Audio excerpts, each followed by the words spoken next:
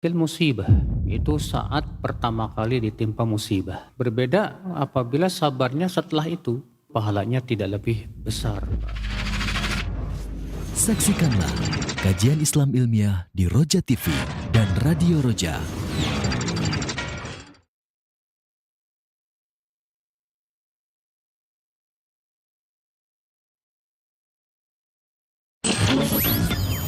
Kajian Islam ilmiah di Roja TV dan Radio Roja. Dan manakala lisan dan amal berbeda, yang Allah akan nilai adalah amal, bukan lisan. Karena apabila lisan dan amal berbeda, maka itulah lisan yang disebut dengan dusta. Kejujuran ada pada amal. Saksikanlah kajian Islam ilmiah di Roja TV dan Radio Roja.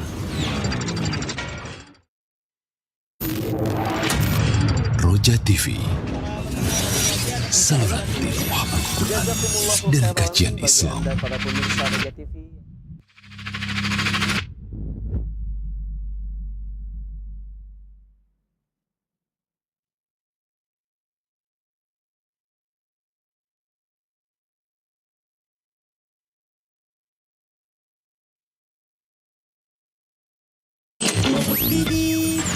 Selamat para pendengar dan pemirsa Roja TV dimanapun Anda berada. Allah kami akan hadirkan di layar kaca Anda program variatif. Insya Allah kita akan jazakumullahu khairan bagi Anda para pemirsa Roja TV yang dan telah sesaat lagi menyimak. kami hadirkan untuk Anda program acara kajian ilmiah secara langsung. Roja TV, saluran tilawah Al-Quran dan kajian Islam. Kami hadir untuk melaporkan secara langsung. Kita ikuti laporan selengkapnya. Bismillahirrahmanirrahim. Alhamdulillah, wassalatu wassalamu ala rasulillah amma ba'd. Aceh, negeri yang Allah karuniakan keindahan alam, hangatnya persaudaraan, dan tumbuhnya ilmu agama di tengah masyarakatnya. Di tanah Serambi Mekah ini, ukhuwah dan semangat menuntut ilmu menjadi bagian dari kehidupan kaum muslimin. Di balik ujian dan musibah yang pernah melanda, terdapat pelajaran tentang pentingnya amanah sebagai seorang hamba. Amanah untuk tetap taat kepada Allah Subhanahu wa Ta'ala, menjaga kepedulian kepada sesama, serta harus menebarkan manfaat bagi masyarakat. Rangkaian safari dakwah di Aceh memasuki hari terakhir. Kajian dilaksanakan di Mahat As-Sunnah dengan tema 10 Hari Istimewa. Insya Allah, melalui kajian ini kaum muslimin diajak untuk memahami amalan-amalan mulia di bulan Zulhijjah, memperkuat ketakwaan, dan semakin semangat dalam menjalankan syariat Islam. Sesaat lagi kajian akan segera dimulai dan pemirsa dapat menyaksikannya melalui Roja TV dan layanan live streaming Roja TV. Kami hadir untuk melaporkan secara langsung. Kita ikuti laporan selengkapnya.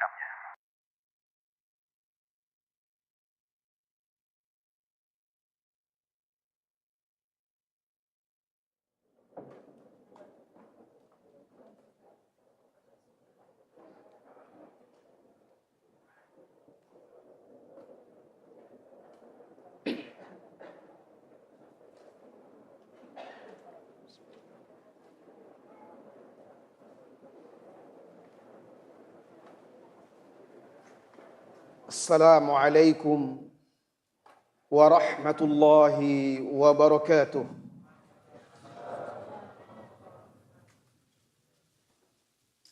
Innal hamdalillah nahmaduhu wa nasta'inuhu wa nastaghfiruh wa na'udzu billahi min shururi anfusina wa sayyiati a'malina.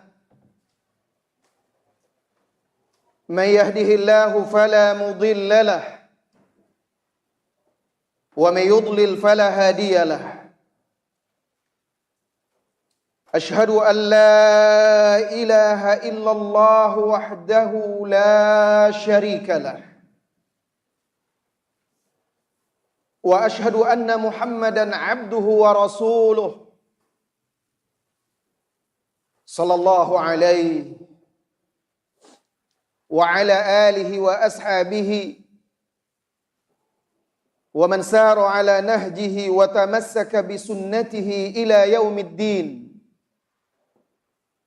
وسلم تسليما كثيرا أما بعد. معاشر المسلمين والمسلمات رحمني الله وإياكم.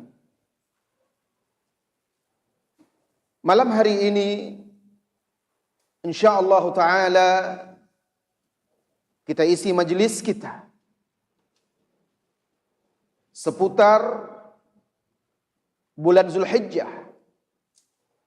Adab-adab, keutamaan, hukum-hukum dan adab-adab yang terkait dengan bulan Zulhijjah. Karena tidak beberapa lama lagi kita akan memasuki salah satu bulan haram yang agung, bulan Zulhijjah. Bulan yang banyak sekali keutamaan-keutamaan, keistimewaan-keistimewaan padanya. Maka layaknya sebagai seorang muslim, sebelum kita memasuki bulan Zulhijjah tersebut, sebelum kita beramal, maka tentunya wajib bagi kita untuk belajar, mengilmui hukum-hukum syar'iyyah, adab-adab Islamiyah yang berkaitan dengan bulan yang mulia ini. Agar amal kita berlandaskan ilmu dan harapannya sesuai dengan tuntunan Rasulullah sallallahu alaihi wasallam. Saudara-saudari kaum muslimin dan muslimat,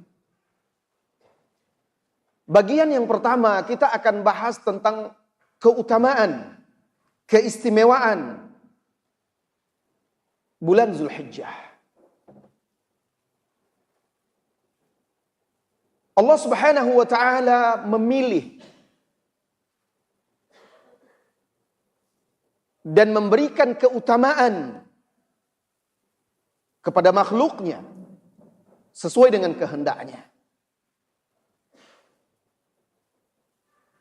Di antara bulan yang Allah pilih dan Allah berikan keutamaan adalah bulan Zulhijjah. Banyak sekali nusus, nas-nas yang menjelaskan tentang keutamaan dan keistimewaan bulan Zulhijjah ini. Di antaranya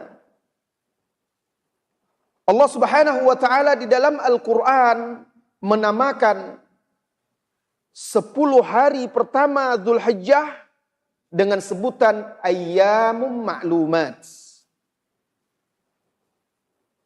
Ini Allah Subhanahu wa taala sebutkan di dalam surat Al-Hajj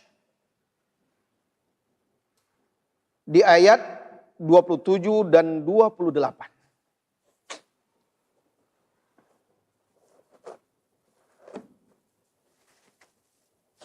Allah Subhanahu wa taala berfirman, wa'adzin fin nasi bil hajj, dan umumkan haji itu pada manusia, perintah haji. Ya'tuka rijalan wa ala kulli dhamirin ya'tina min kulli fajjin amiq. Maka niscaya orang-orang akan mendatangimu dari seluruh pelosok. Liyashhadu manafi'a lahum wa yadhkuru smallahi alaihi fi ayyamin ma'lumat. Agar mereka mendapatkan manfaat atau menyaksikan manfaat-manfaat untuk mereka dan mereka berzikir menyebut nama Allah fi ayyamin ma'lumat, pada hari-hari yang telah dimaklumi. Al-Imam Ibn Katsir rahimahullahu taala di dalam tafsirnya membawakan riwayat dari Ibnu Abbas radhiyallahu anhuma. Beliau mengatakan al-ayyamul ma'lumat ayyamul ashar. Yang dimaksud hari-hari yang dimaklumi di ayat ini, kata Ibnu Abbas, adalah 10 hari pertama Zulhijjah. Ayat ini menyebutkan keutamaan 10 hari pertama Dzulhijjah. Dan Allah juga bersumpah dengan 10 hari pertama Dzulhijjah ini. Di dalam surat Al-Fajr, Allah tidak bersumpah dengan makhluknya, melainkan menunjukkan kemuliaan, keutamaan, kedudukan makhluk tersebut di sisinya. Apa kata Allah Subhanahu wa taala? Wal fajr walayalin ashar. Demi waktu fajar dan demi malam-malam yang 10. Nah, malam-malam yang 10 ini sebagaimana dijelaskan di dalam kitab-kitab tafsir, di antaranya di tafsir At-Tabari, maksudnya adalah 10 pertama Dzulhijjah. Allah bersumpah deminya, menunjukkan keutamaan 10 pertama Dzulhijjah ini. Hari yang dipilih, di bulan yang dipilih oleh Allah Subhanahu wa taala untuk disyariatkan padanya ibadah-ibadah yang agung.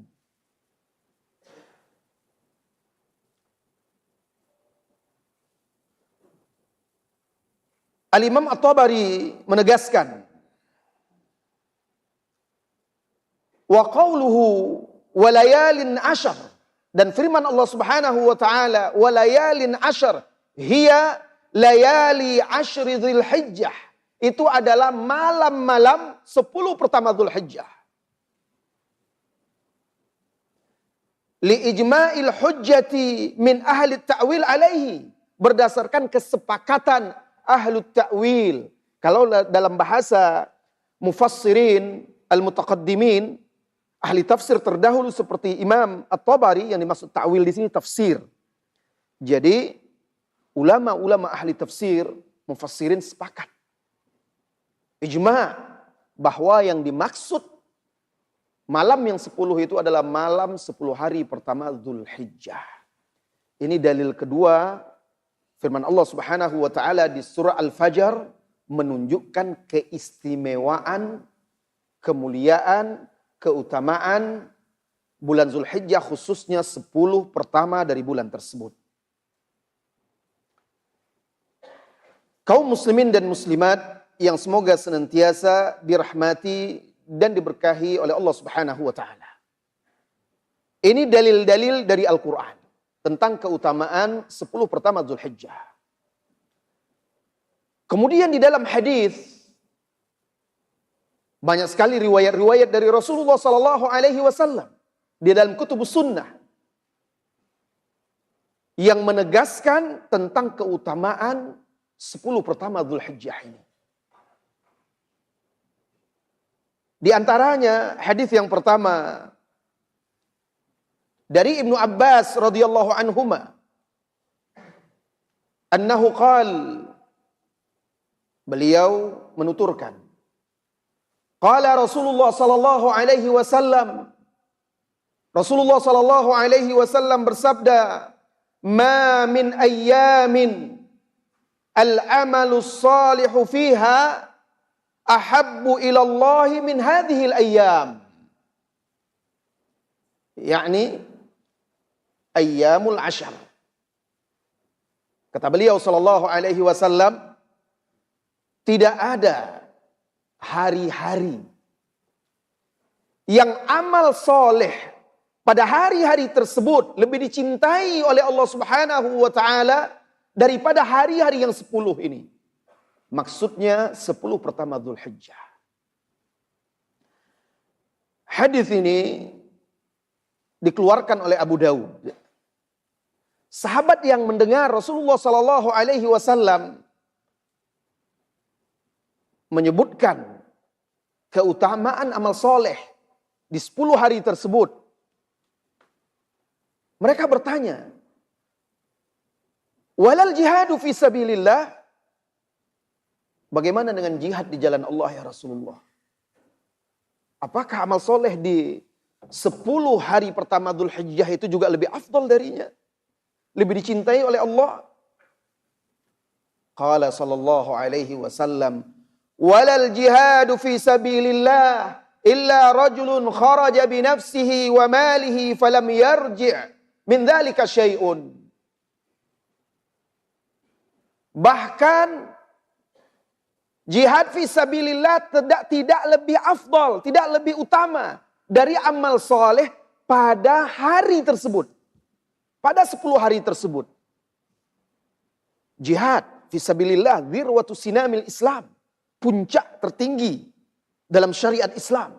Amalan dalam syariat Islam. Jalan pintas menuju surga. Tapi khusus di hari tersebut, di 10 hari itu, amal-amal soleh di sana lebih afdal. Kecuali kata Nabi SAW. Kecuali orang yang pergi berjihad dengan membawa harta dan jiwa dia, diri dia, lalu tidak satu pun yang kembali dari itu. Gugur dia di medan perang fisabilillah. Hartanya pun habis dia infakkan untuk jihad fisabilillah. Tidak ada yang kembali sedikit pun dari itu. Nah, ini baru bisa menandingi amal soleh di 10 hari pertama Dzulhijjah. Lihatlah wahai saudara-saudari kaum muslimin dan muslimat, betapa agungnya hari-hari ini dan mulianya amal soleh yang dilakukan oleh kaum muslimin pada 10 hari pertama Dzulhijjah tersebut. Maka tidak boleh kita sia-siakan. Ini gunanya kita mempelajarinya agar kita bersiap-siap. Sebentar lagi kita lagi menunggu keputusan dari pemerintah kita kapan mulai masuk Dzulhijjah, menunggu pengumumannya. Saudara-saudari kaum muslimin dan muslimat, itu hadis yang pertama. Bahwa amal soleh pada 10 hari pertama Dzulhijjah itu paling dicintai oleh Allah Subhanahu wa taala. Hadis yang kedua tentang keutamaan Dzulhijjah, khususnya 10 pertama Dzulhijjah.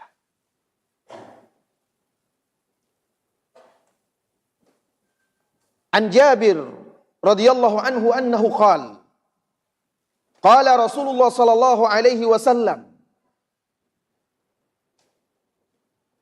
ma min ayyamin afdalu indallahi min ayyami ashri dzil hijjah. Faqala rajulun ya Rasulullah hunna afdal am iddatuhunna jihadan fi sabilillah? Qala hunna afdalu min uddatuhunna au iddatihinna jihadan fi sabilillah. Hadis rawahu Ibnu Hibban. Dari Jabir bin Abdullah ia berkata Rasulullah sallallahu alaihi wasallam bersabda dengan lafaz yang mirip dengan hadis yang pertama tadi. Kata beliau, tidak ada hari-hari yang lebih afdal. Nah, kalau tadi disebutkan di hadis yang pertama tidak ada hari-hari yang amal soleh padanya lebih dicintai oleh Allah.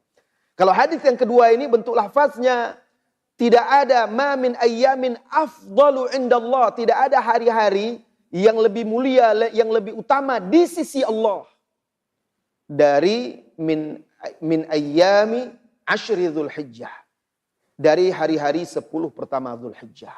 Di sini tegas disebutkan 10 hari pertama Dzulhijjah. Kemudian sahabat yang mendengar ada yang bertanya persis seperti di hadis yang pertama tadi.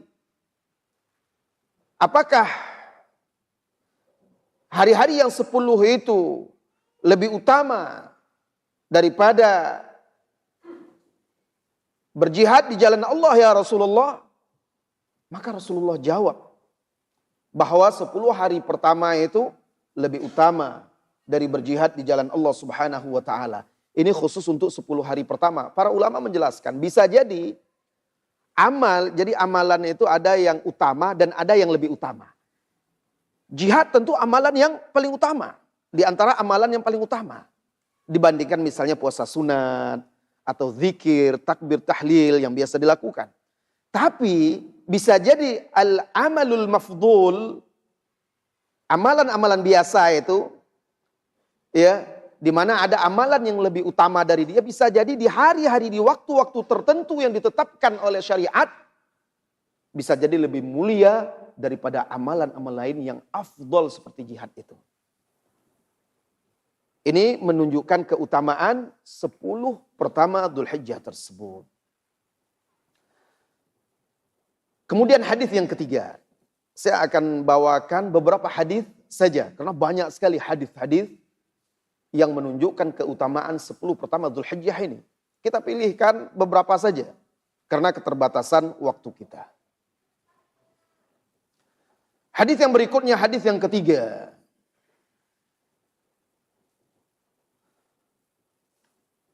Rasulullah Shallallahu Alaihi Wasallam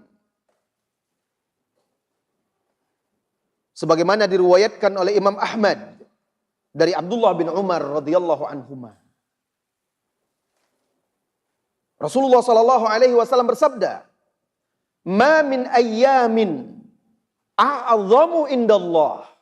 Perhatikan, beragamnya bentuk ungkapan Rasulullah Shallallahu Alaihi Wasallam tentang keutamaan 10 Dzulhijjah ini, 10 hari pertama Dzulhijjah ini menunjukkan banyaknya keutamaannya.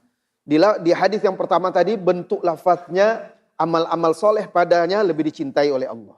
Hadis kedua yang kita bacakan tadi, hari-hari yang 10 itu disebutkan di situ dengan ungkapan afdalu indallah.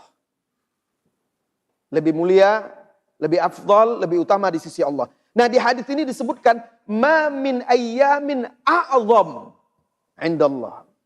Ungkapan yang berikutnya. Ini semua kata para ulama menyebutkan sangat besarnya kemuliaan hari-hari ini. Tidak ada hari-hari yang lebih agung di sisi Allah. Wala ahabbu ilaihi.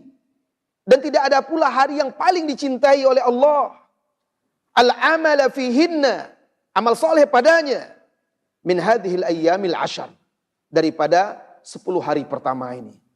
Fa'akthiru fihinna tahlil. Wat-takbira. Wat-tahmida.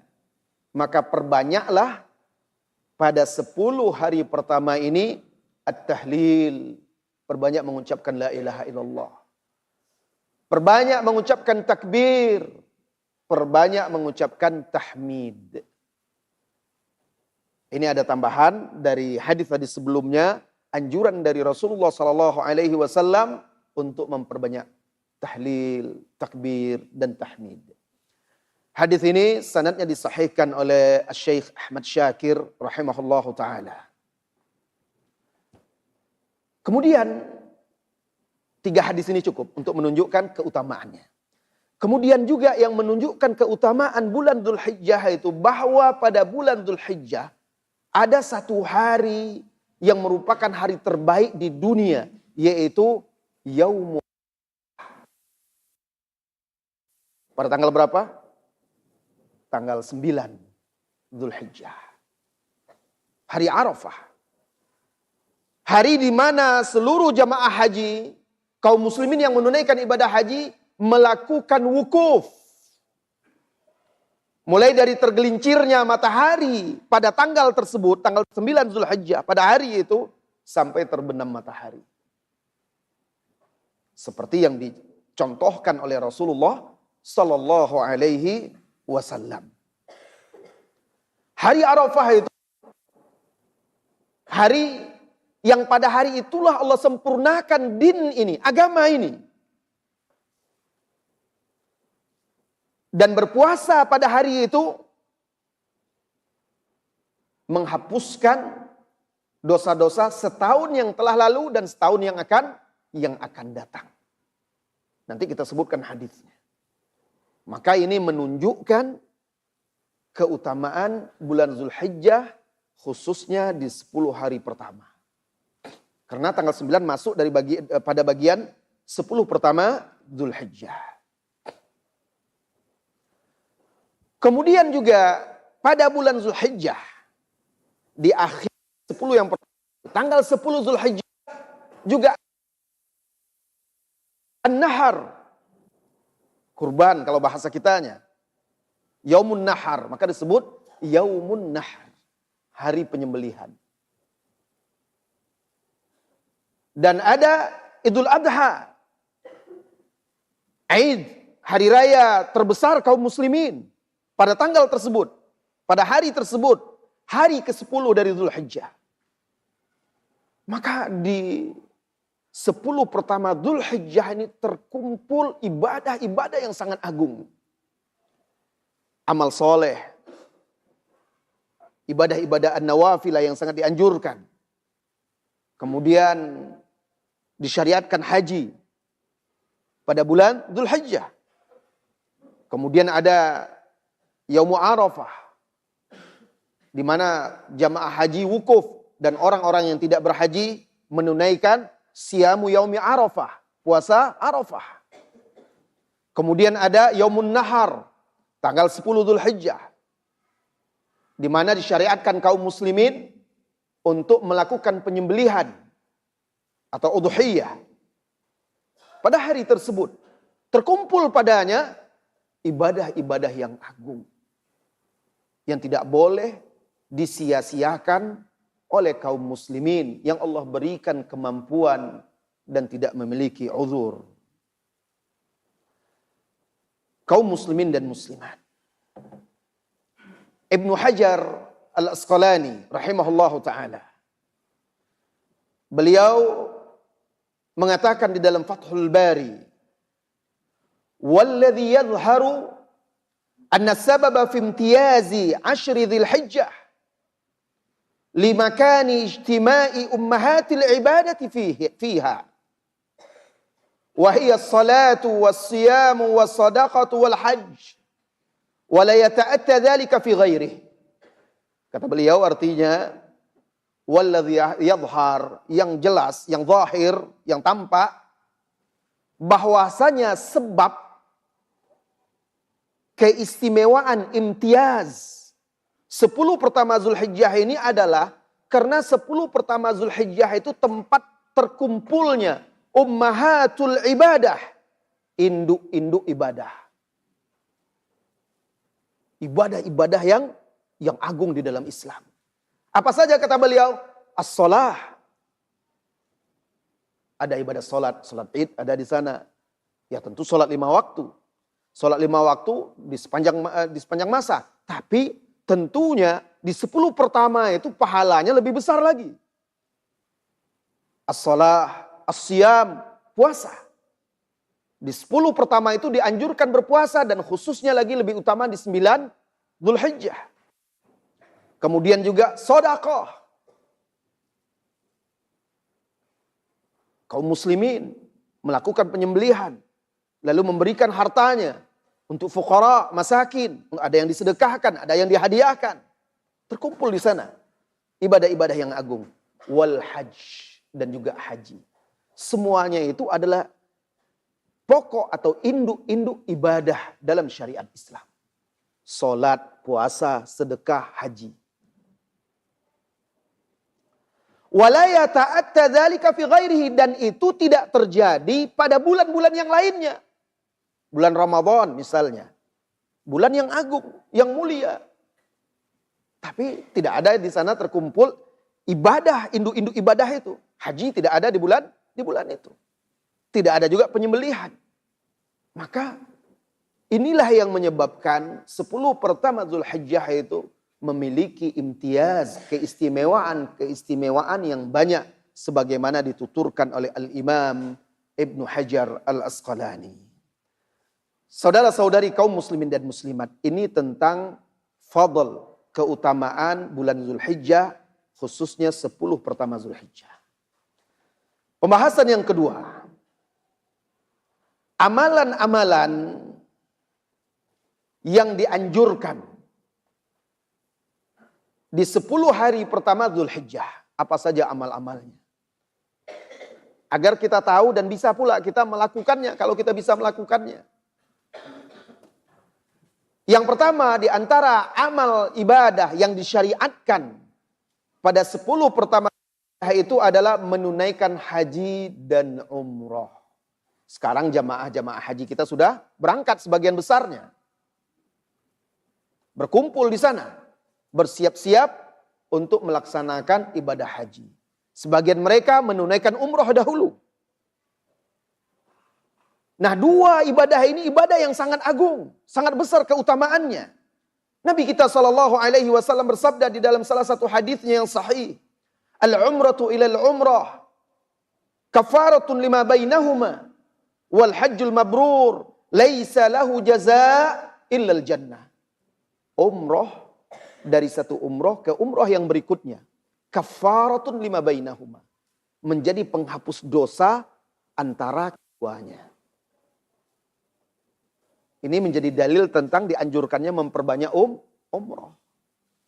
Wal hajjul mabrur, dan haji mabrur itu laisa lahu jazaa'un illal jannah, tidak ada balasannya selain daripada surga. Apalagi kalau ditunaikan umroh itu di 10 pertama Dzulhijjah ini. Subhanallah. Betapa besarnya pahalanya. Mudah-mudahan kita semua juga bisa menunaikan ibadah haji. Rukun Islam yang agung ini Allah berikan kemampuan kepada kita. Amin. Ini amalan yang pertama. Amalan yang kedua yang disyariatkan di 10 pertama Dzulhijjah, berpuasa. Berpuasa di 10 pertama Dzulhijjah, khususnya di tanggal 9 Dzulhijjah atau di hari Arafah. Dan puasa ini salah satu amalan yang dipilih oleh Allah Subhanahu wa taala, amalan yang sangat agung, besar keutamaannya. Amalan yang dipilih oleh Allah, Allah tegaskan bahwa amal puasa itu atau amalan puasa itu untuk Allah dan Allah langsung yang akan membalasnya. Untuk menunjukkan keistimewaan dan keagungannya. Kaum muslimin dan muslimat yang semoga senantiasa dirahmati dan diberkahi oleh Allah Subhanahu wa taala. Di dalam hadis yang diriwayatkan oleh Imam Muslim dari Abu Qatadah dari Nabi SAW, beliau bersabda, qal siyamu yaumi Arafah ahtasibu 'ala Allah an yukaffira as-sanata allati qablahu wallati ba'dah. Puasa Arafah itu, puasa hari Arafah, ingat tanggal 9, jangan sampai dilewatkan. Puasa hari Arafah itu saya berharap kepada Allah agar ia menjadi kafarah, penghapus dosa setahun sebelumnya dan setahun sesudahnya. Subhanallah. Kita ini orang yang banyak dosa, banyak lalai, sering lengah. Maka Allah berikan kesempatan ini. Di hadapan kita nanti ini tinggal beberapa hari lagi. Catat itu. Kapan mulai masuk tanggal 1 Dzulhijjah? Hitung kapan tanggal 9-nya. Ajak keluarga. Ajak anak-anak kita untuk berpuasa pada hari tersebut. Ini tanggal 9 Dzulhijjah. Memiliki keutamaan secara khusus. Adapun yang mau berpuasa dari tanggal 1 sampai tanggal 8 misalnya, atau selang-seling dia berpuasa, ini juga memiliki keutamaan yang besar karena termasuk amal soleh. Dalam keumuman hadis Rasulullah SAW yang kita sebutkan di awal tadi, tidak ada amal soleh atau amalan-amalan atau tidak ada hari-hari yang amalan padanya. Ma min ayyamin al-amalu fihinna au fiha ahabbu ilallah min hadhihi ayyamil ashar. Di situ disebutkan tidak ada amalan-amalan atau tidak ada hari yang amalan padanya lebih dicintai oleh Allah daripada 10 hari pertama Dzulhijjah ini. Nah, termasuklah dalam amal soleh yang dimaksud di situ kata para ulama dengan keumumannya termasuk puasa. Jadi dari tanggal 1 sampai tanggal 8 jika ada yang ingin berpuasa itu termasuk dalam keumuman hadis yang menganjurkan memperbanyak amal soleh tadi. Kalau tanggal 9 Dzulhijjah itu ada dalil khususnya. Hadis yang diriwayatkan oleh Imam Muslim tadi dari sahabat Abu Qatadah. Kaum muslimin dan muslimat yang semoga senantiasa dirahmati dan diberkahi oleh Allah Subhanahu wa taala. Amal yang ketiga. Tadi yang kedua ya. Memperbanyak zikrullahi subhanahu wa ta'ala. Banyak berdoa. Banyak tilawatul Quran. Pada hari-hari yang 10 itu. Perbanyak zikir. Perbanyak berdoa. Perbanyak membaca Al-Quran. Karena itu termasuk amal soleh. Yang dicintai oleh Allah pada 10 hari pertama tersebut. Di surat Al-Hajj yang kita bacakan di awal tadi, Allah Subhanahu wa taala berfirman, "Wa yadhkuru smallahi fi ayyamin ma'lumat." Dan agar mereka berzikir, menyebut nama Allah di hari-hari yang dimaklumi itu. Maksudnya di 10 pertama Dzulhijjah itu. Nah, ayat ini menunjukkan dianjurkannya memperbanyak zikrullah. Dan membaca Al-Quran juga termasuk bagian dari zikrullah.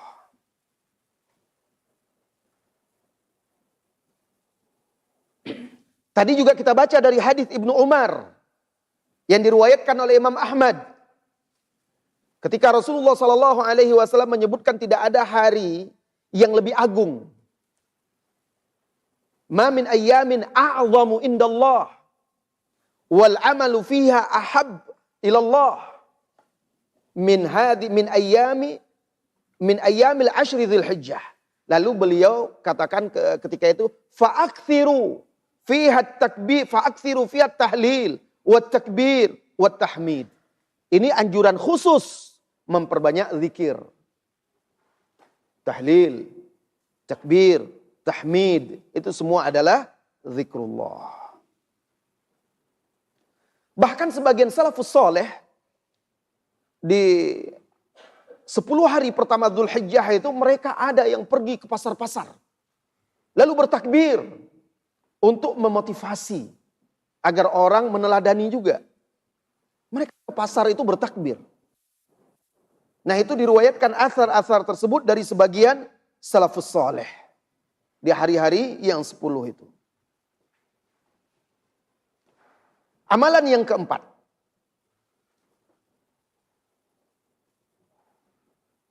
Memperbanyak ibadah-ibadah nafilah, ibadah-ibadah sunnah di hari-hari tersebut. Salat malam, salat-salat sunat lainnya, perbanyak sedekah, amar ma'ruf nahi mungkar, dan amal soleh apa saja. Karena dicintai oleh Allah Subhanahu wa ta'ala. Dilipat gandakan pahalanya. Termasuk dalam keumuman hadis yang kita bacakan tadi. Yang berikutnya yang keenam. Yang keenam ya, kelima. Disyariatkan pada tanggal 10 Dzulhijjah. At-taqarrubu ilallah bidzabhil adahi. Mendekatkan diri kepada Allah dengan menyembelih hewan kurban. Itu pada tanggal 10 Dzulhijjah.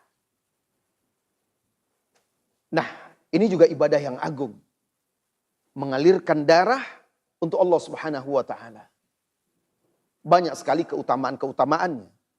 Baik itu bentuk perkataan yang disampaikan oleh Rasulullah SAW dan perbuatan langsung yang dicontohkan oleh Rasulullah SAW. Beliau menyembelih udhiyah, berkurban pada tanggal 10 Dzulhijjah tersebut.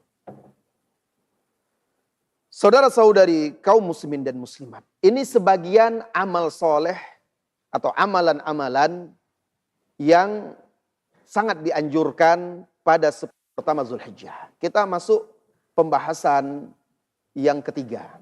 Yang pertama, khususnya 10 pertama Dzulhijjah.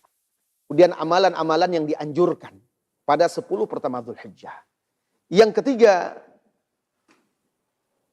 hukum-hukum fikih dan masalah-masalah yang berkaitan dengan 10 pertama Dzulhijjah.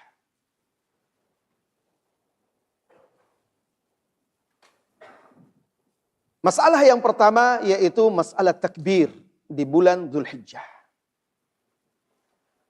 Sebagaimana tadi kita jelaskan, disunnahkan, dianjurkan memperbanyak takbir di 10 pertama Dzulhijjah. Dan itu disunnahkan dilakukan dengan suara yang keras oleh kaum laki-laki. Ingat, ini untuk laki-laki. Bukan untuk perempuan. Mengeraskan, mengangkat, meninggikan suara dengan bertakbir. Dan takbir ini dijelaskan oleh para ulama. Takbir di 10 pertama Dzulhijjah itu ada yang takbir, at-takbirul mutlak. Maksudnya tidak dibatasi dengan waktu. Yang penting selama 10 pertama Dzulhijjah itu, dia mau pagi, petang, siang, malam. Dia mau bertakbir silahkan. Nah ini at-takbiru al-mutlak. Tidak dibatasi. Jadi kapan saja seorang muslim mau bertakbir di 10 pertama Dzulhijjah itu, memperbanyaknya, maka itu dianjurkan. Berdasarkan hadis Ibnu Umar yang diriwayatkan oleh Imam Ahmad tadi. Karena Rasulullah SAW mengatakan, fa'akthiru fiha. Maka perbanyaklah padanya, pada 10 pertama Dzulhijjah itu, at-tahlila, wat-takbira, wat-tahmida. Ini diantara dalilnya. Kemudian juga ada hadis. Hadis ini disahihkan oleh Syekh Al-Albani di dalam Al-Irwaul Ghalil dengan syawahidnya. Juga dari Ibnu Umar radhiyallahu anhuma. Ibnu Umar berkata, anna Rasulullah sallallahu alaihi wasallam kana yakhruju fil aidaini rafi'an sautahu bit-tahlili wat-takbir. Adalah Rasulullah sallallahu alaihi wasallam keluar pada 2 hari raya, Idul Fitri dan Idul Adha. Dengan bertakbir, keluar dari rumahnya menuju tempat sholat sambil bertakbir. Dan beliau sambil bertahlil dan bertakbir, dan beliau mengangkat suaranya. Ini sunnah yang banyak ditinggalkan oleh kaum muslimin hari ini. Atau istilahnya termasuk as-sunnah al-mahjurah. Karena jarang kita lihat, kita dengar seorang muslim ketika dia keluar rumahnya menuju tempat sholat Id bertakbir. Itu jarang. Bertakbirnya malamnya. Rame-rame takbir. Tapi besoknya cuma takbirnya di tempat sholat saja terdengar. Dalam perjalanan tidak terdengar. Rasulullah SAW itu dalam perjalanan beliau bertakbir. Dan kalau itu diamalkan oleh kaum muslimin, kaum laki-laki yang berangkat menuju tempat sholatnya, subhanallah. Bayangkan syiarnya. Masing-masing kaum muslimin ketika berangkat dengan keluarganya, dengan anaknya, dia bertakbir. Dengan anaknya laki-laki juga bertakbir. Subhanallah. Ini akan menggetarkan hati. Terasa syiar itu keagungannya. Tapi sunnah ini termasuk sunnah yang mahjurah di tengah kaum muslimin, jarang orang yang melakukannya.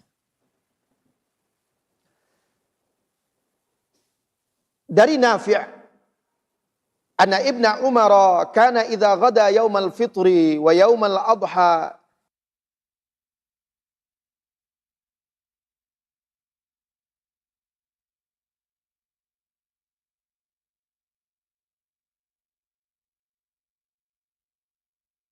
di hari raya Idul Fitri maupun Adha, beliau yajharu bit takbir, mengeraskan takbir, menjaharkan takbirnya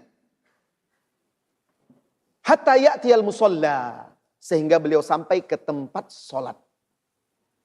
Ke tempat sholat Id itu. Sampai di tempat sholat Id itu beliau lanjutkan bertakbir. Tsumma yukabbiru hatta ya'tiyal imam, sampai imam datang. Jadi beliau terus bertakbir sampai imam datang. Nah ini termasuk bagian dari takbir mutlak. Karena tidak ditentukan. Orang mau bertakbir pas mau berjalan atau pas di tempat saja ketika hari Id itu silahkan.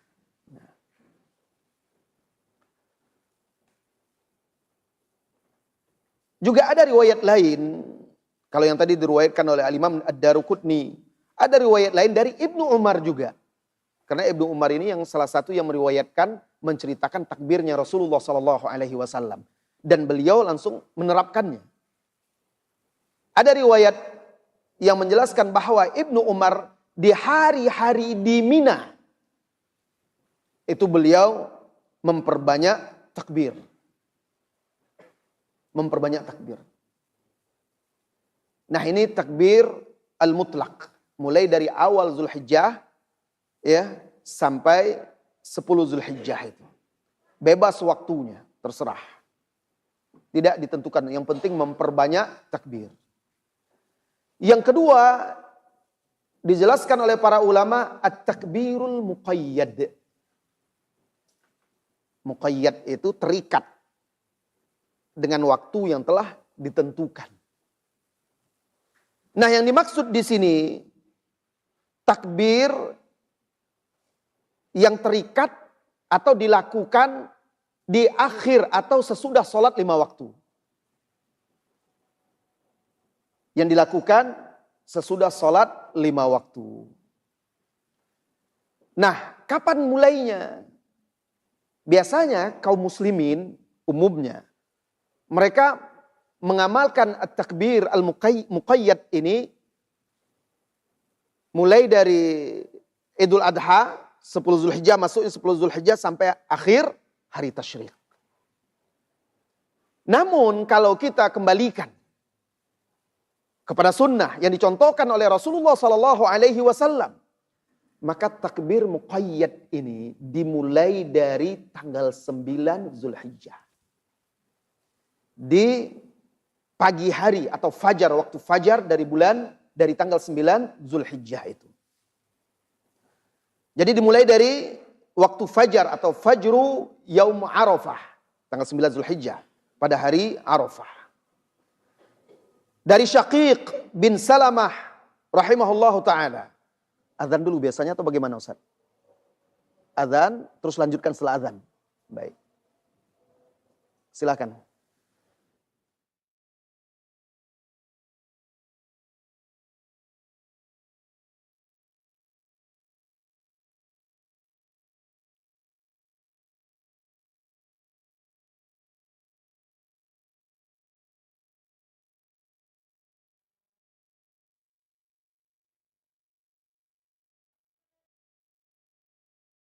Asahul aqwal.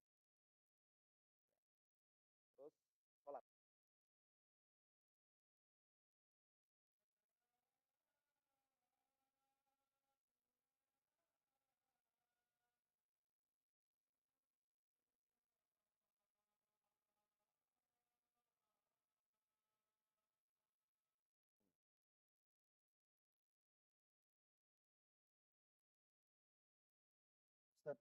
Nanti berapa menit tambah menjelang itu qomat sampai berapa menit? 15 menit ya? Ya. Terus sholat. Baik, jamaah semuanya kita lanjutkan sambil menunggu iqamah. Tadi kita sampai di masalah takbir. At-takbir al-muqayyad. Qala Ibnu Taimiyah rahimahullahu ta'ala, asahul aqwali fi takbir alladhi alaihi al-jumhur alladhi alaihi jumhurus salafi wal fuqaha minas sahabati wal a'immah an yukabbira min fajri Arafah ila akhir ayyam at-tashriq aqaba kulli salah. Kata beliau, pendapat yang paling sahih dalam masalah takbir yang dipegang oleh mayoritas atau jumhur as-salaf, mayoritas ulama salaf, wal a'immah, dan imam-imam, mulai dari kalangan sahabat, wal fuqaha, dan ahli-ahli fikih, ahli-ahli fikih dari kalangan sahabah, dan a'immah setelahnya, an yukabbira fajra yaumi Arafah, mulai bertakbir dari fajar hari Arafah sampai hari terakhir dari hari tasyriq, tanggal 13 Zulhijjah. Lalu kata beliau, setiap selesai sholat.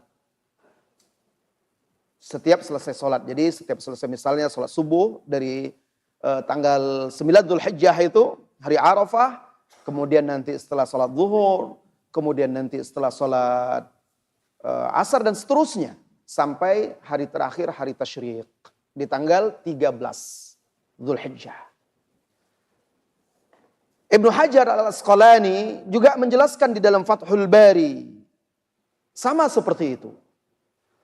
Wa asahhu ma warada fihi anis sahabati. Dan riwayat yang paling sahih dari sahabat tentang masalah ini. Qaulu Ali wa Ibni Mas'ud. Pendapat atau perkataan Ali dan Ibnu Mas'ud radhiyallahu anhuma.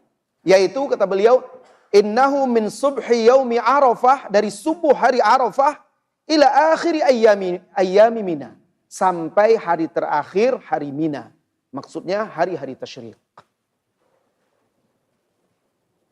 Jadi ini pendapat yang dipilih oleh ulama-ulama muhaqqiqin, bahwa yang dimaksud dengan at-takbir al-muqayyad itu takbir yang dilakukan atau di waktunya setelah selesai sholat itu dimulai dari fajar atau subuh yaumu Arafah sampai hari terakhir hari tasyrik. Ini masalah takbir. Kemudian sifatut takbir. Banyak diriwayatkan dari salafus soleh bentuk-bentuk atau sifat takbir. Sifat takbir di bulan Dzulhijjah ini atau juga di Ayyamul Aid. Baik itu Idul Fitri maupun Idul Adha. Dan di antara sifatut takbir yang diriwayatkan dari salafus saleh, yaitu yang diriwayatkan dari Ibnu Umar dan juga Ibnu Mas'ud radhiyallahu anhuma.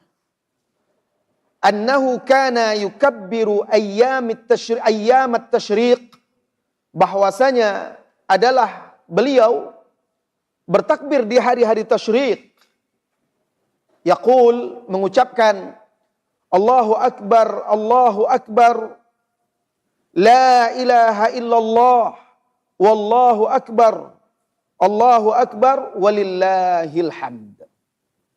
Ini salah satu sifat takbir. Ada beberapa sifat takbir lainnya dari sahabat-sahabat.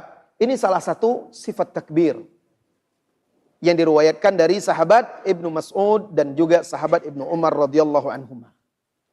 Riwayat ini dikeluarkan oleh Ibnu Abi Syaibah. Nah, ini disunnahkan, salah satu sifat yang disunnahkan kita membaca dan mengulang-ulangnya. Baik itu di takbir mutlak maupun di takbir al-muqayyad. Masalah yang ketiga yang terkait hukum-hukum di 10 pertama Dzulhijjah, yaitu masalah al-udhiyah, masalah kurban kalau bahasa kitanya. An Anas radhiyallahu anhu qala, Anas bin Malik, dari Anas radhiyallahu anhu ia menuturkan, Dhahan Nabi sallallahu alaihi wasallam bikabshaini amlahaini aqranaini dhabahahuma biyadihi wa samma wa kabbar wa wada'a rijlahu ala sifahihima, muttafaqun alaihi. Hadis ini menjadi dalil disyariatkannya udhiyah. Bahkan Rasulullah sallallahu alaihi wasallam langsung mencontohkannya. Apa kata Anas dalam hadis muttafaqun alaihi ini? Dhahan Nabi sallallahu alaihi wasallam, Nabi sallallahu alaihi wasallam berkurban bikabsyaini, dengan 2 ekor kibas, domba. Amlahaini, amlah ini dijelaskan oleh sebagian ulama itu domba yang ada hitam dekat matanya, kemudian juga di kakinya. Dan amlah itu ungkapan enak dipandang dia. Jadi dia domba yang gemuk, besar, kemudian juga Dia putih dan ada hitam di dekat matanya, kemudian juga di kakinya. Maka dinamakan itu amlah. 2 ekor kibas amlah. Aqranaini, yang bertanduk. Jadi dia juga domba bertanduk. Dan biasanya itu domba jantan. Ada juga jenis domba yang tidak punya tanduk. Semakin kita bisa berkurban dengan sifat kurbannya Rasulullah SAW dalam rangka iqtida dengan beliau, mencontoh, mengikuti beliau, semakin sempurna pahalanya. Ada pahala iqtida dan ada pahala kita berudhiyah. Lalu disebutkan di situ wasamma adzabahahuma biyadihi. Beliau menyembelihnya langsung dengan tangannya. Jadi yang afdal itu juga kalau kita bisa berkurban, kita sembelih sendiri. Meneladani Rasulullah SAW iqtidaan bin Nabi SAW. Sembelih sendiri.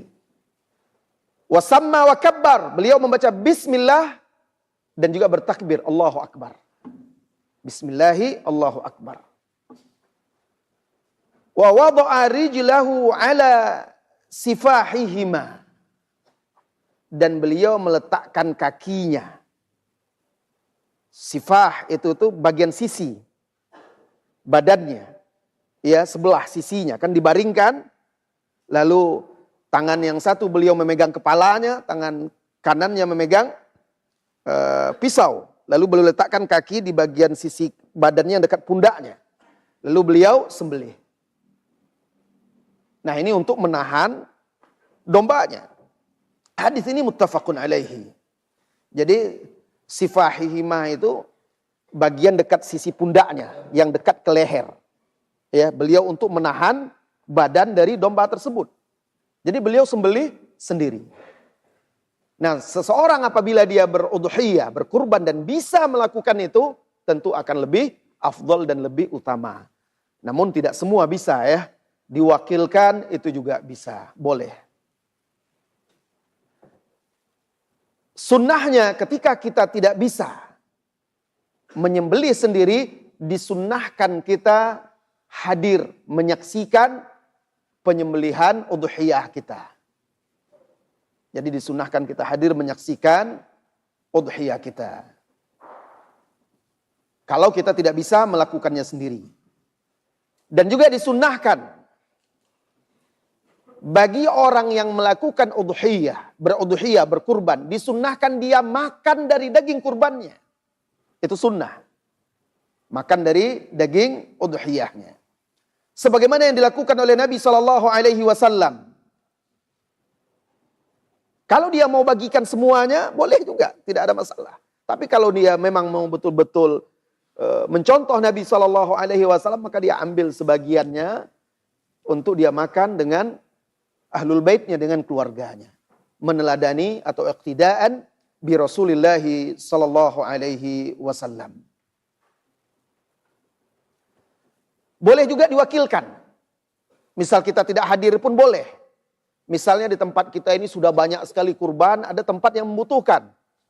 Lalu kita berkurban udhiyah di sana. Itu juga boleh dijelaskan oleh para ulama. Di dalam hadis yang diriwayatkan oleh Imam Muslim dari Jabir bin Abdullah radhiyallahu anhu, anna Nabiy sallallahu alaihi wasallam nahara bi yadihi 63 min hadihi fil hajj wa wakkala Aliyan radhiyallahu anhu fil baqiyah.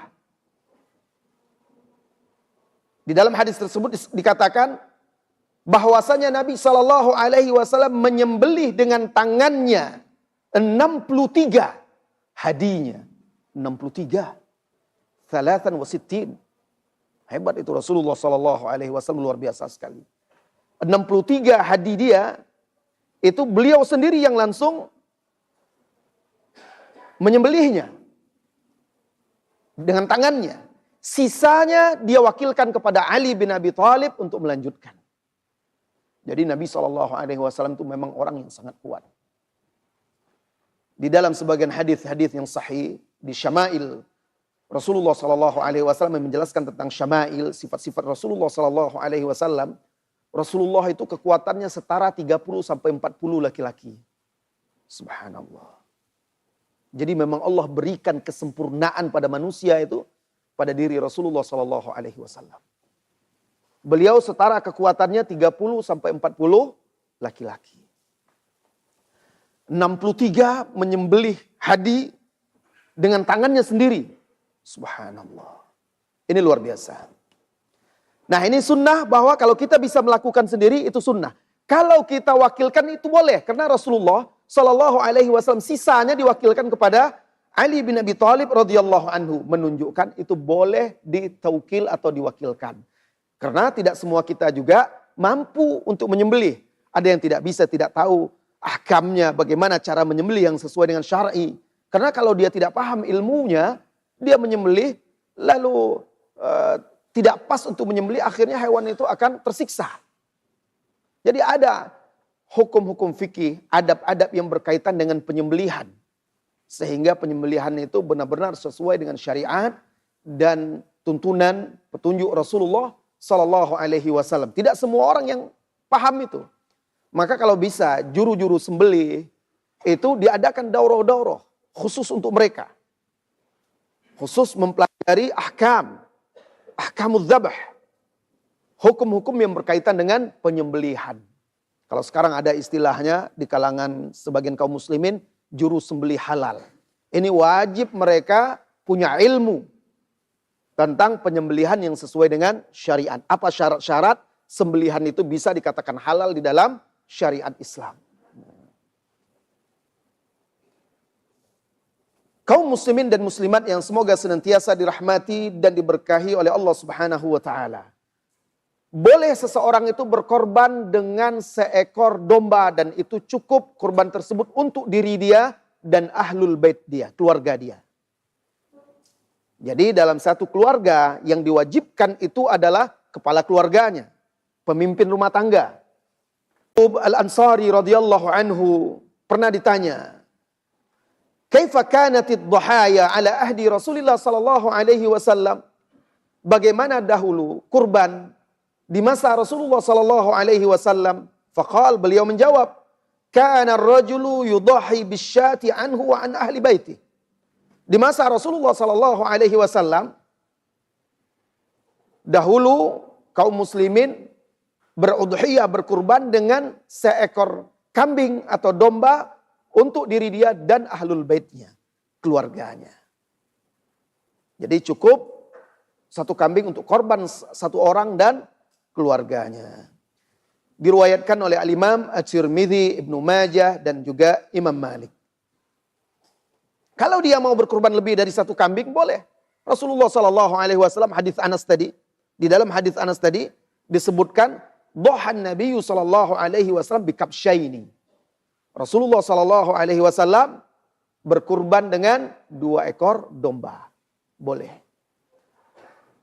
Kemudian boleh berkorban dengan onta, sapi. Untuk 1 orang atau untuk 7 orang. Kalau mau berkorban 1 ekor sapi boleh.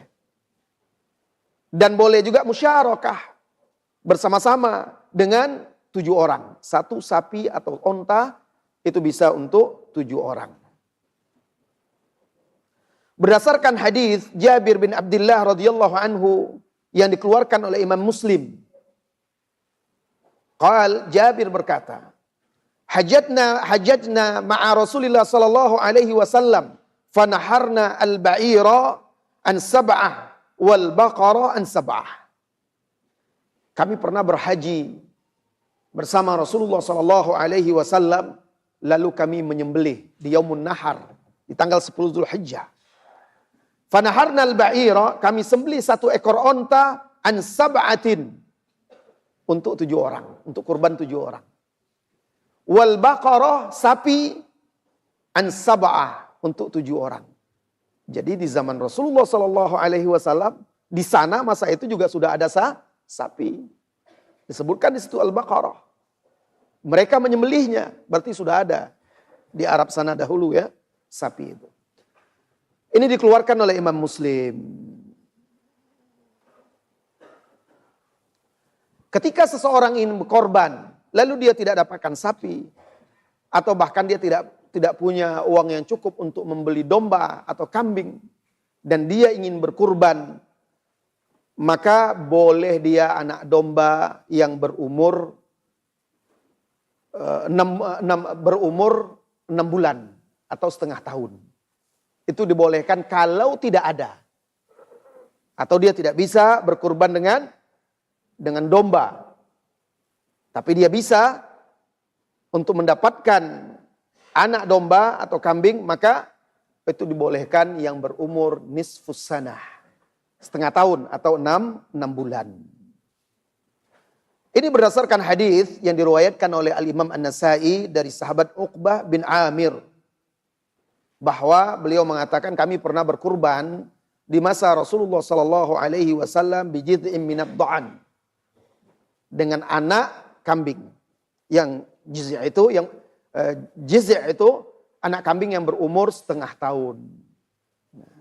Itu dibolehkan.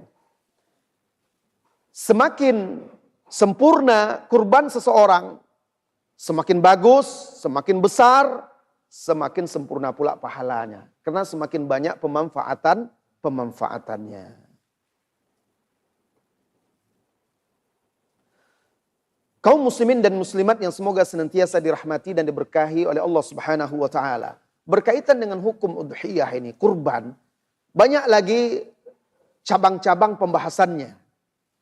Misalnya apa saja hewan-hewan yang tidak boleh dikurbankan dari kambing, domba, sapi, onta, apa saja. Cacat-cacat yang seperti apa yang tidak dibolehkan, itu juga dibahas oleh para ulama kita dan ada disebutkan oleh Rasulullah sallallahu alaihi wasallam di dalam hadis. Ya, yang jelas itu di antaranya hewan kurban yang sakit. Jelas sakitnya. Kemudian yang buta. Kemudian yang pincang. Jelas pincang yang membuat dia tidak bisa mencari makan. Tidak bisa diumbar. Atau juga yang sangat kurus, tidak berdaging. Nah, itu juga tidak dibolehkan. Ini ditegaskan oleh Rasulullah sallallahu alaihi wasallam di dalam hadis yang sahih diriwayatkan oleh Imam Ahmad. Arba'un la tajuzu fil adahi. 4 hewan tidak boleh dijadikan kurban. Al-awra'u al-bayyinu auruha. Yang buta, jelas butanya. Dijelaskan oleh para ulama, jelas kalau sekedar sakit mata saja, itu boleh. Tapi tentunya semakin dia sehat, semakin sempurna pahalanya. Ini buta. Sehingga dia tidak bisa cari makan. Nah, ini tidak boleh. Wal maridah al-bayyinu maraduha. Yang sakit. Jelas sakitnya. Karena bisa jadi nanti berbahaya bagi orang yang mengkonsumsinya. Wal arja al-bayyin arjuha, yang pincang atau patah kakinya.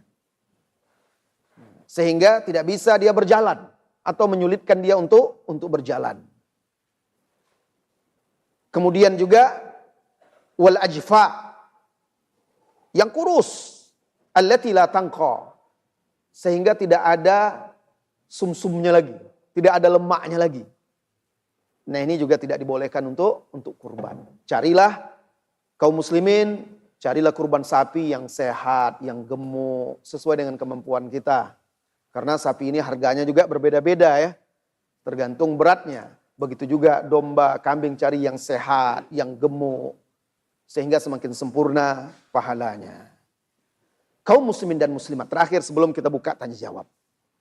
Bagi orang yang berudhiyah, yang sudah niat berudhiyah dan dia sudah menyiapkan hewan kurbannya, apabila masuk 10 pertama Zulhijjah, masuk tanggal 1 Zulhijjah, maka tidak boleh dia mengambil sedikit pun dari rambutnya, motong rambut, potong kumis, ya, atau mencukur bulu ketiak, itu tidak boleh lagi. Potong kuku, itu tidak boleh lagi. Ini untuk orang yang berkurban. Apa kata Nabi sallallahu alaihi wasallam di dalam hadis Ummu Salamah radhiyallahu anha?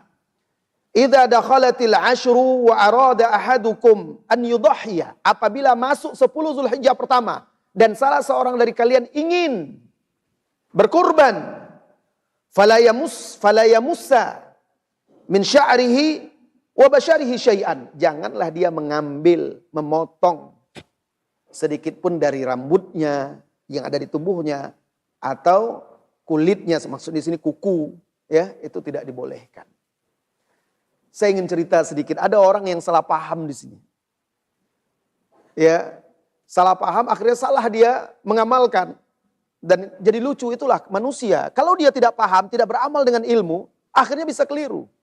Dia baca hadis ini, lalu dia salah paham dengan hadis ini. Ketika dia baca hadis ini, idza dakhalatil ashru, apabila masuk 10 pertama Dzulhijjah, wa arada ahadukum an yudhhiya, apabila salah seorang dari kalian ingin berkurban, janganlah dia memotong rambut atau kukunya. Lalu dia katakan yang dimaksud di situ adalah bulu dan kuku hewan kurbannya. Itu ada. Jadi dia tetap potong rambut, tetap potong kuku ketika ditanya kenapa. Lalu dia pahami, yang itu dimaksud adalah hewan kurbannya. Nah, ini ada kekeliruan. Dan itu disampaikan, diajarkan di sebagian tempat. Yang dimaksud ini adalah orang yang berkurban. Yang tidak boleh motong rambutnya yang ada di tubuhnya atau memotong kukunya. Di dalam riwayat lain, kalau hadis tadi diriwayatkan oleh Imam Muslim, dan ada juga riwayat lain atau jalan lain yang juga dikeluarkan oleh Imam Muslim. Rasulullah sallallahu alaihi wasallam bersabda, "Idza ra'aitum hilala Dzulhijjah." Apabila kalian sudah melihat hilal Dzulhijjah, maksudnya masuk tanggal 1 Dzulhijjah. Makanya orang yang berkurban itu tunggu itu, tandai betul kapan diumumkan masuknya tanggal 1 Dzulhijjah agar dia menjaga hukum ini. Jangan sampai dia langgar. Idza ra'aitum hilala Dzulhijjah, apabila salah seorang dari kalian sudah melihat hilal Dzulhijjah, atau apabila kalian maksudnya sudah melihat hilal Dzulhijjah, wa arada ahadukum an yudhhiya falyumsik an sya'rihi wa azfarihi. Lalu salah seorang dari kalian ingin berkurban, hendaklah dia menahan rambut dan kukunya. Nah, hadis ini semakin mempertegas hadis yang sebelumnya, bahwa yang dimaksud itu adalah rambut, bulu, dan kuku orang yang akan berkurban. Adapun misalnya si fulan berkurban, dia yang berkurban, keluarganya yang dia sertakan dalam pahalanya itu tidak termasuk dalam hukum ini. Hanya yang berkurban langsung. Dia yang tidak boleh potong kuku di 10 Zulhijjah itu sampai disembelih hewan kurbannya. 10 pertama Zulhijjah itu. Adapun keluarganya boleh, silakan, tidak ada masalah. Kaum muslimin dan muslimat ini sebagian hukum-hukum yang berkaitan dengan 10 pertama Zulhijjah. Tentunya untuk mempelajari lebih detail, lebih rinci lagi silahkan hadiri kajian-kajian ustaz-ustaz kita di waktu yang lebih lapang dan baca buku-buku ulama-ulama kita yang mu'tabar, ustaz-ustaz kita yang mu'tabar, yang mengupas, membahas tentang bulan Zulhijjah, 10 Zulhijjah, hukum-hukum, masalah-masalah fikih yang berkaitan dengannya. Karena banyak praktek-praktek di masyarakat itu kita butuh penjelasan dan hukum-hukum. Seperti yang sering terjadi di antaranya berkurban mewakili atau atas nama orang yang sudah wafat. Itu kan banyak terjadi di tengah masyarakat kita. Apa hukum-hukumnya? Nah, ini juga perlu kita ketahui. Sehingga kita bisa memberikan penjelasan kepada keluarga kita yang akan melakukannya. Baik jamaah semuanya, saya beri kesempatan untuk bertanya jawab sedikit ya, karena kita akan menunaikan sholat isya. Silahkan mungkin 3 pertanyaan aja lah. Ya Ustaz ya. Biasa sampai jam berapa Ustaz? Hah? Bebas saja. Baik, silakan yang mau bertanya. Boleh bertanya langsung, boleh tulis pertanyaan dan diajukan ke depan. Kepada akhwat, tulis pertanyaan dan diajukan ke depan. Silahkan.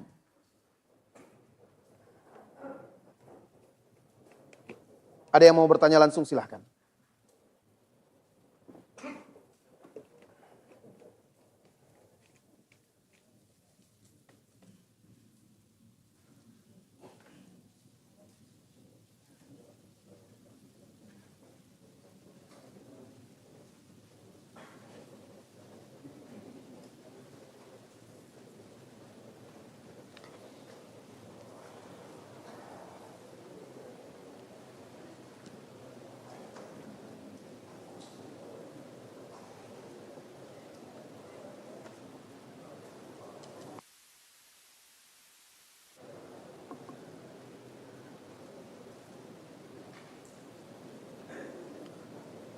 Baik, tidak ada pertanyaan. Kalau tidak ada, kita akan tutup agar kita segera sholat isya. Saya beri kesempatan semenit 2 menit ke depan, saya tunggu. Silakan.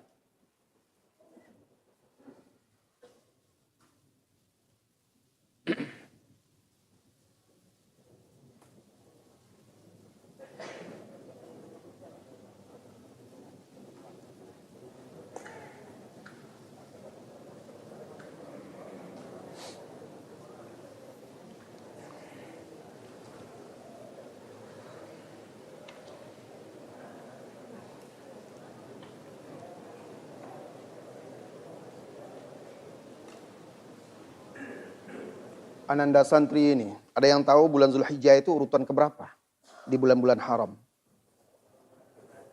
Hah? 12? Setelah Zulhijjah apa? Muharram, Masya Allah. Iya. Dia adalah bulan terakhir dalam 1 tahun Hijriyah. Ya. Taib. Ikhwah semuanya, saudara-saudari kaum muslimin dan muslimat, mudah-mudahan Allah Subhanahu wa taala menganugerahkan kepada kita ilmu yang bermanfaat, membantu kita untuk beramal saleh, meneguhkan kita di atas kebenaran dan mewafatkan kita di atas Islam dan sunnah. Terima kasih saya ucapkan kepada Ustadz kita, Ustadz Azhari, yang memberikan waktu dan tempat, dan juga kepada teman-teman di Aceh Sinergi yang mengundang saya bersama Roja TV. Semoga semua yang terlibat dalam kegiatan safari dakwah dan baksos selama beberapa hari ini dan berakhir di ma'had kita yang tercinta ini, mudah-mudahan semua yang terlibat untuk kegiatan ini mendapatkan pahala yang besar di sisi Allah Subhanahu wa taala, menjadi pemberat timbangannya. Wassallallahu wasallam ala nabiyyina Muhammadin walhamdulillahirabbil alamin. Assalamualaikum warahmatullahi wabarakatuh.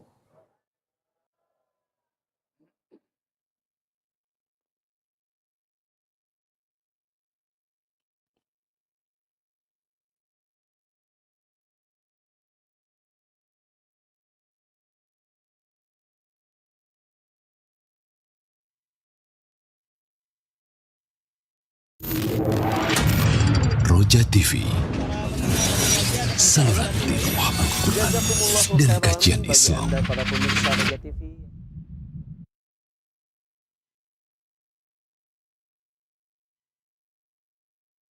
Kami hadir untuk melaporkan secara langsung. Kita ikuti laporan selengkapnya. Alhamdulillah, rangkaian safari dakwah, bakti sosial, dan pemulihan pasca musibah banjir di Aceh kini telah sampai di penghujung kegiatan. Kajian bertema fikih bulan Zulhijjah yang diselenggarakan di Ma'had As-Sunnah menjadi penutup dari perjalanan dakwah yang telah dilalui di berbagai wilayah Aceh. Semoga hadirnya ilmu, nasihat, serta amanah dari saudara untuk saudara dapat semakin menguatkan iman dan persaudaraan kaum muslimin. Mengingatkan kita akan hakikat sebagai seorang hamba untuk menjalankan perintah Allah, menjauhi larangannya, bertakwa, peduli kepada sesama, serta semangat menuntut ilmu dan memberikan manfaat bagi orang lain. Dari negeri Aceh tercinta, tim liputan dakwah mengucapkan jazakumullahu khairan kepada seluruh pihak yang telah mendukung terlaksananya rangkaian kegiatan ini. Barakallahu fiikum. Kami hadir untuk melaporkan secara langsung. Kita ikuti laporan selengkapnya.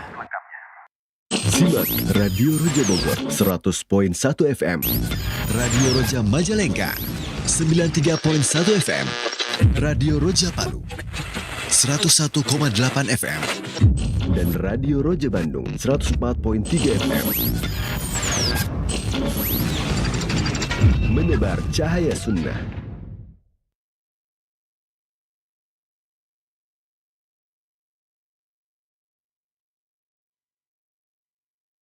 أعوذ بالله من الشيطان الرجيم. بسم الله